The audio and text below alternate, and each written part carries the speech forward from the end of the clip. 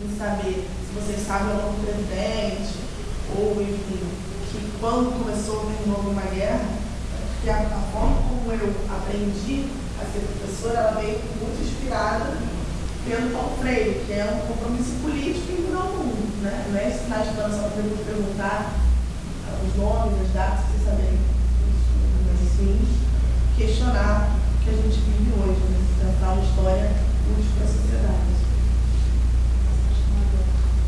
Exatamente. Inclusive, esse meu novo CD que eu li muito Paulo Freire ultimamente. Filma aí tu agora. Então,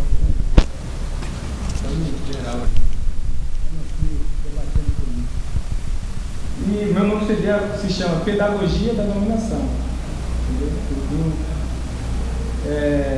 Relatando em música, em rimas, como eles nos dominam, sem a gente perceber. Quem nunca ouviu falar, não, eu não estudei, não, realmente ele tem mais direitos. Ou, será que não foi Deus que quis assim? Não, já escutaram isso? Como Deus vai querer algo de bem para mim?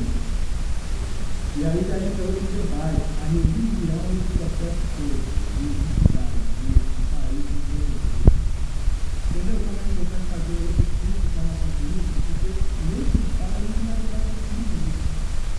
Cada um está fazendo o seu papel para você não ser sozinho. Eu não sou contra o cara que está na igreja, mas eu sou contra a pessoa na pessoa. Não tem isso.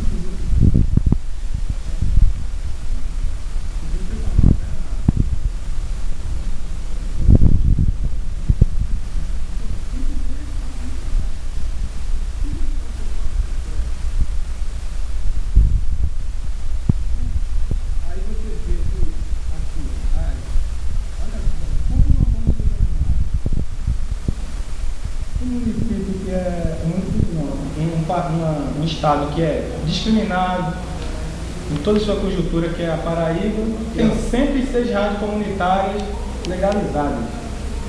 O Rio de Janeiro, que é progressista, que é o país do futuro, que é o modelo do país do mundo, tem 133. Qual é a cidade maior? População maior. Entendeu? Não quer dizer que lá na Paraíba seja as rádios totalmente comunitárias. Aí tem política.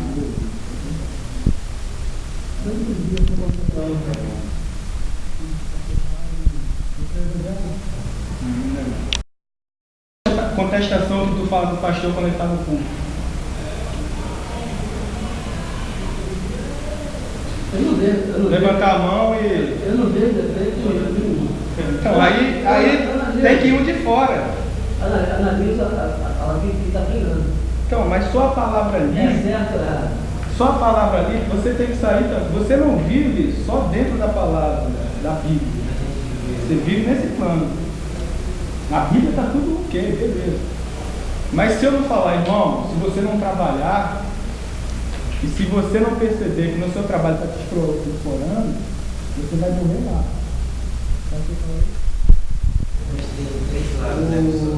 Ele faz o papel dele bacana, tranquilo.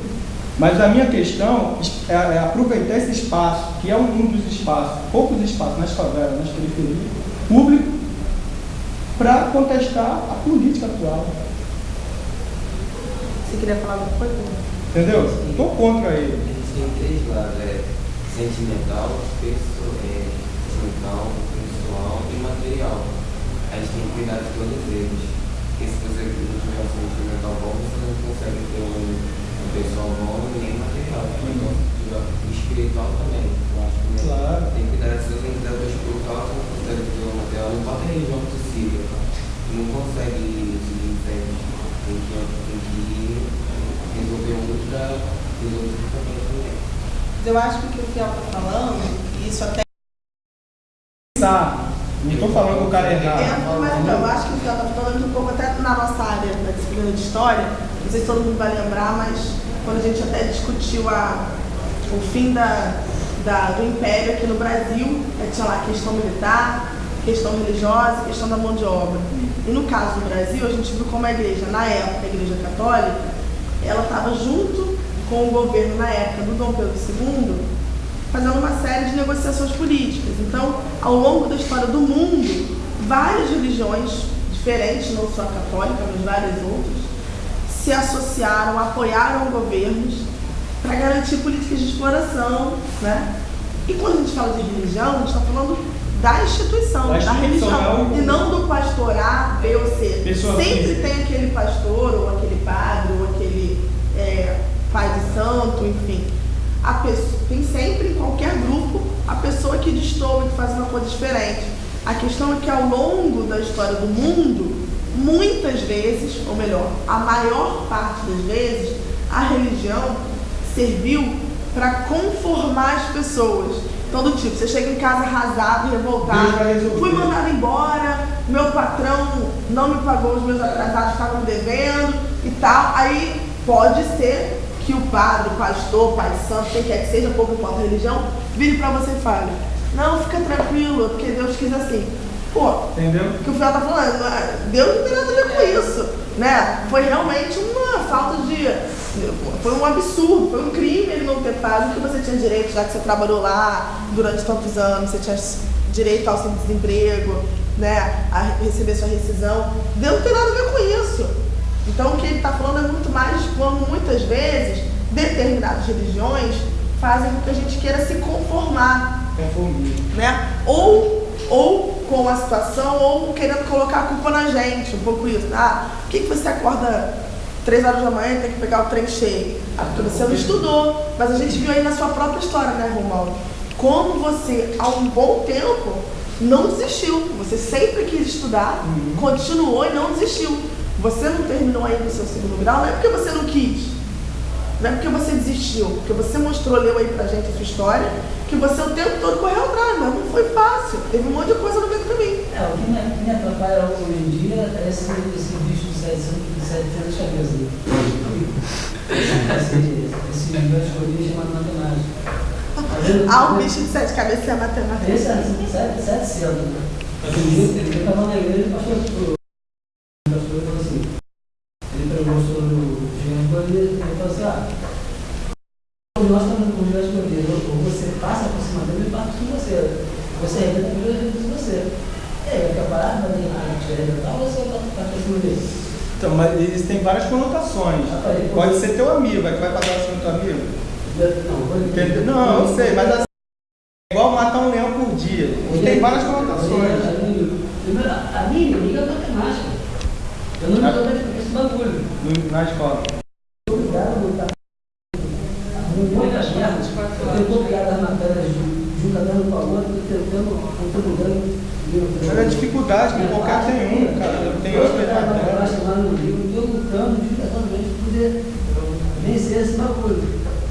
Porque se eu não vencer ele, eu não vou chegar para não conseguir. Eu queria pegar exatamente esse gancho do Romualdo, né? Não sei se você de outra maneira, mas eu sabia, né, do livro do Fiel, então o Fiel até no início falou assim: nossa professora, eu não sou professora dele, sou amiga dele, né, enfim, somos professores juntos, cada um das suas disciplinas. Essa é a minha luta, não tem mais.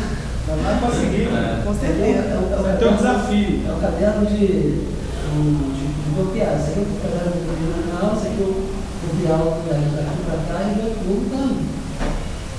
Não sei se eu vou conseguir fazer isso, se eu consigo mas tem que ser isso. Mas vai. Se tu tá debatendo isso, vai conseguir, vai dominar isso.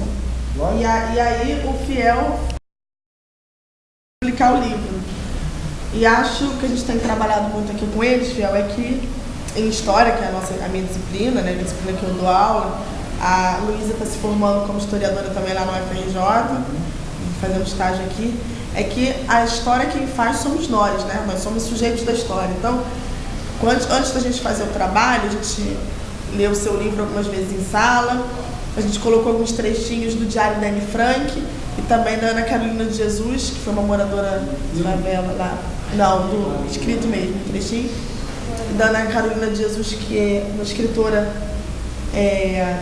São Paulo, favelada de São Paulo, e trabalhando muito com eles a questão da autoestima, eu acho, né? Porque muitas vezes isso apareceu em alguns momentos do seu livro, a gente não se acha capaz de algumas questões, né? Ou de entrar em determinados caminhos. E aí eu não sei se valeria a pena, ou se o próprio grupo se sente à vontade, né? O Romualdo já leu a dele, mas se mais alguém gostaria de ou ler ou falar o que escreveu. Eu não chutei. Eu não mandei para ele, eu tinha até pensado em mandar, mas como eu não tinha combinado com vocês, eu achei melhor não mandar. Porque eu acho que a partir daí a gente pode escutar um pouco mais e pegar um pouco mais da contribuição do Fiel, né? Porque me parece, eu não sei se essa foi a sensação também de vocês, mas que ler o livro do Fiel inspirou vocês, né? Não só o livro do Fiel, mas a Anne Frank, a Ana Carolina, mas principalmente o livro do Fiel inspirou bastante vocês a acreditar que todos nós somos escritores. Basta a gente querer escrever. Como a Luísa explicou na aula que ela deu, né? Tudo depende de para quem você quer escrever, qual o objetivo. Às vezes você quer escrever não é para publicar, para deixar guardado, para ler 20 anos depois. Ou então você quer escrever para os seus filhos, ou para um grupo de professores, ou para outras favelas. Tudo depende. Agora, escrever, todo mundo pode escrever. Então, é isso, proposta lançada. Não sei se a Luísa também quer falar alguma coisa como estudante, né? Pessoa que